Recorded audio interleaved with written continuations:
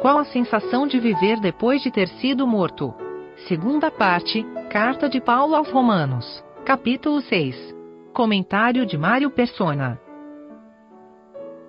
Eu tenho agora uma velha natureza, um velho homem, um velho comandante morando dentro de mim, que já foi condenado, já foi considerado morto pelo sacrifício de Cristo, e eu tenho um novo comandante agora dentro de mim, o Espírito Santo, que usa essa nova vida em mim agora para me dar novos comandos.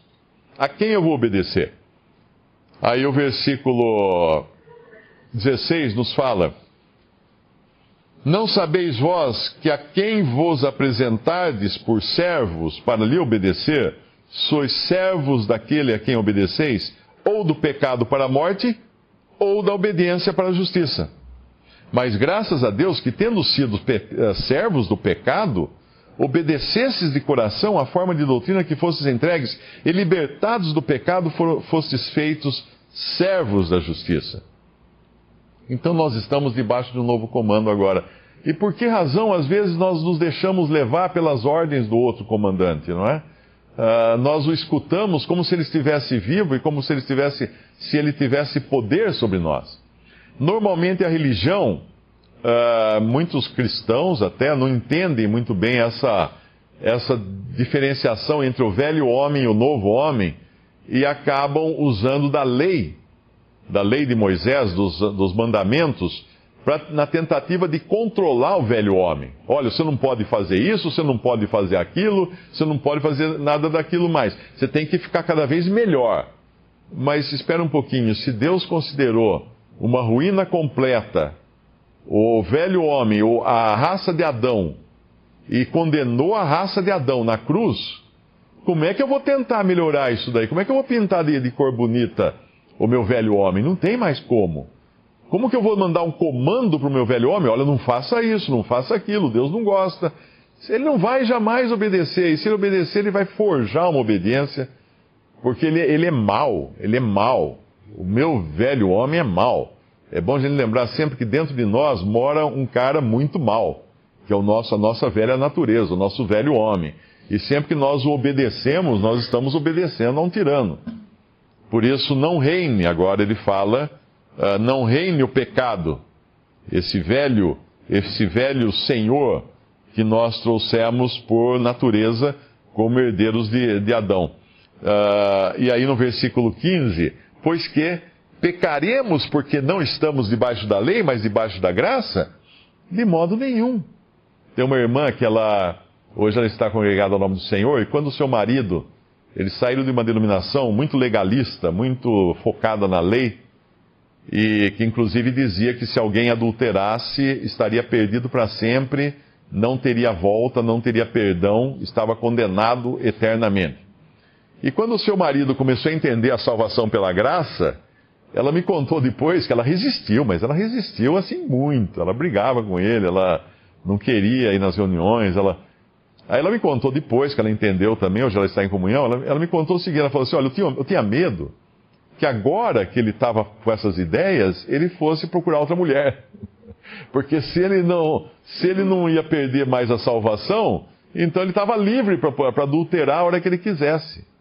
Mas é aí que entra a questão. É o que pergunta aqui.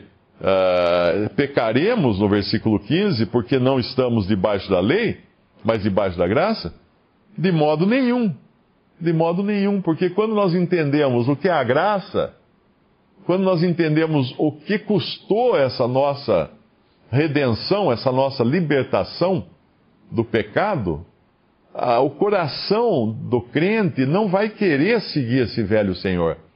Mas o problema é que às vezes nós nos deixamos levar, apresentamos os nossos membros, no versículo 16, nós nos apresentamos, e depois vai falar dos membros no versículo 19. Falo como homem, pela fraqueza da vossa carne, pois que assim como apresentastes os vossos membros para servirem à imundícia, e a maldade para a maldade, assim apresentai agora os vossos membros para servirem à justiça. para santificação. Porque quando ereis servos do pecado, estáveis livres da justiça. E que fruto tinhas então das coisas que agora vos envergonhais? Porque o fim delas é a morte. Mas agora, libertados do pecado e feitos servos de Deus, tendes o vosso fruto para a santificação ou separação e por fim a vida eterna. Então não é porque estamos debaixo da graça que vamos permitir que os nossos membros desse corpo, que ainda está sujeito às consequências do pecado, sujeito às distorções causadas pelo pecado, não é por estarmos debaixo da graça que nós vamos liberar esse corpo para agir no modo antigo, para agir na configuração antiga. Pelo contrário, agora nós vamos considerar o velho homem morto. Morto. E uma coisa importante do morto também, eu esqueci de mencionar isso, a morte, ela... Toda vez que alguém, mesmo um criminoso, não na fase de processo ainda, mas um criminoso já condenado, por exemplo, o sujeito está na cadeia, ele tem lá prisão eterna, prisão perpétua que tem no Brasil, né? Mas aí ele tem um ataque cardíaco na cadeia e ele morre. Por acaso vão deixar o cadáver dele na cela? Não, acabou. Acabou a pena dele. Terminou, não tem mais nada contra ele. Ninguém mais pode acusá-lo de alguma coisa. Ninguém vai poder mantê-lo na cadeia. Ninguém vai poder exigir dele que repare o dano que ele causou na sociedade. Não, acabou. Por isso que nós estamos perfeitamente salvos agora, porque Cristo foi até a morte em nosso lugar, e esse nosso eu velho foi condenado de uma vez por todas. Deus olha para nós agora, vamos falar assim, nossa velha natureza, como mortos. Ah, cadê o Mário? O Mário deve tanto, o Mário fez isso. Não, mas o Mário morreu. Ele está morto. Ele está morto. Ué, mas e o Mário? Ah, não, o Mário está vivo. Como? Em Cristo.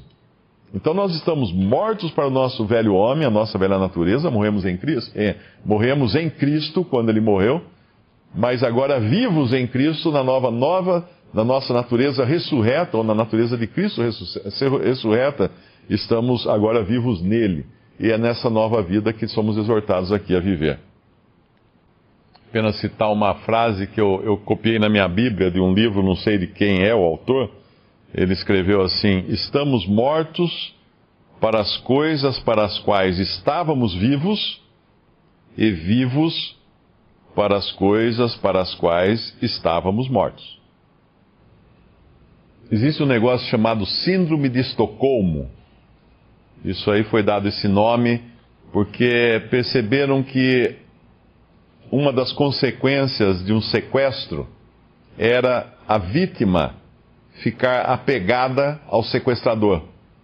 E muitas vezes a pessoa que tinha sido sequestrada acabava fazendo parte do bando do sequestrador, cometendo crimes, cometendo assaltos, virava uma outra pessoa completamente diferente.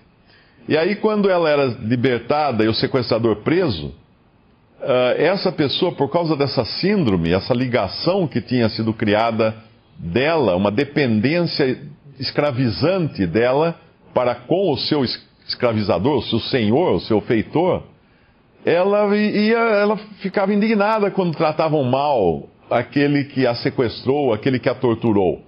Ela ia visitá-lo na cadeia, ela ia se apaixonar por ele, e ninguém entendia. Eles precisavam fazer tratamentos psiquiátricos na pessoa para romper esse vínculo de dependência que foi criado entre ela e o seu sequestrador. Muitas vezes nós, como cristãos, sofremos de uma espécie de síndrome de Estocolmo. E ficamos, ainda que sabendo que o nosso antigo feitor foi morto, nós ainda vamos acender vela para ele, nós vamos lá visitar o seu túmulo, nós vamos lá querer que ele, saber o que ele lê, o livro que ele escreveu, para saber como é que ele quer que a gente faça as coisas. É mais ou menos isso que é deixar o velho homem nos dominar de novo, o velho homem ditar as regras para a nossa vida. Estamos mortos agora para as coisas para as quais nós estávamos vivos, mas estamos vivos agora para coisas que nós nem imaginávamos que elas poderiam existir, para as quais nós estávamos mortos. A gente sempre lê o capítulo bastante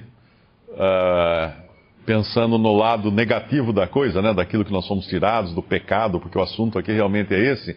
Mas é sempre bom lembrar que Deus está mostrando também o lado positivo da coisa, que é onde nós estamos agora. No versículo 4, final do versículo fala assim, para que como Cristo ressuscitou dos mortos pela glória do Pai, assim andemos nós também em novidade de vida. Esse agora é o propósito nosso. Depois no versículo 5, também o seremos na sua ressurreição, na semelhança da sua ressurreição.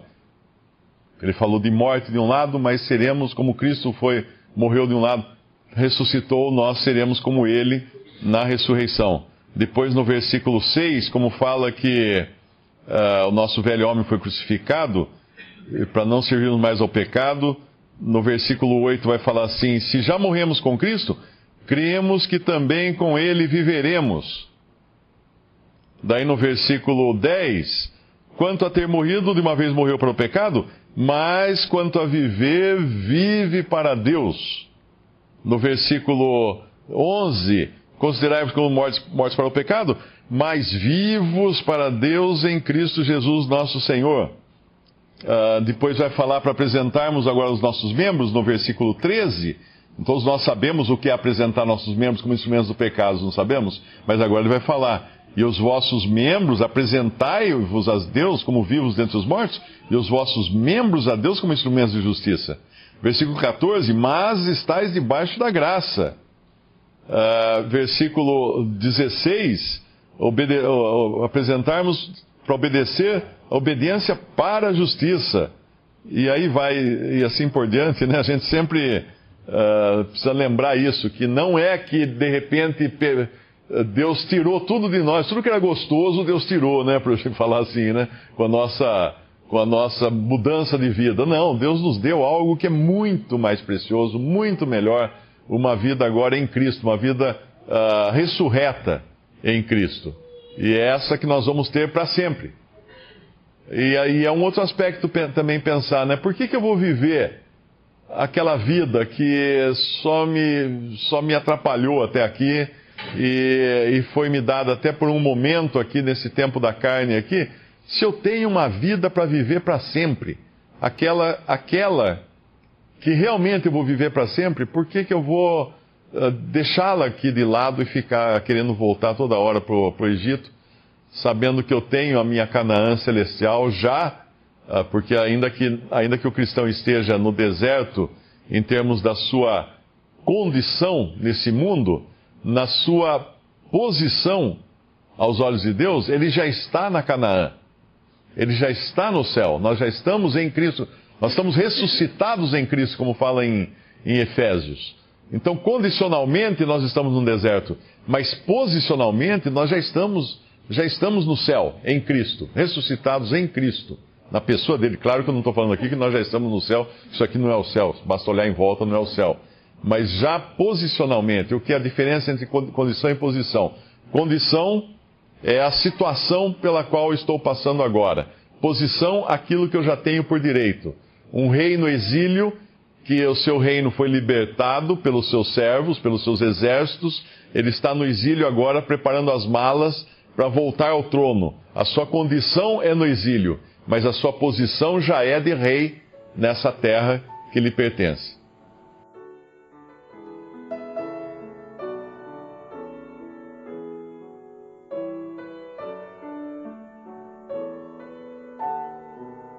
Visite Respondi.com.br. Visite também 3minutos.net.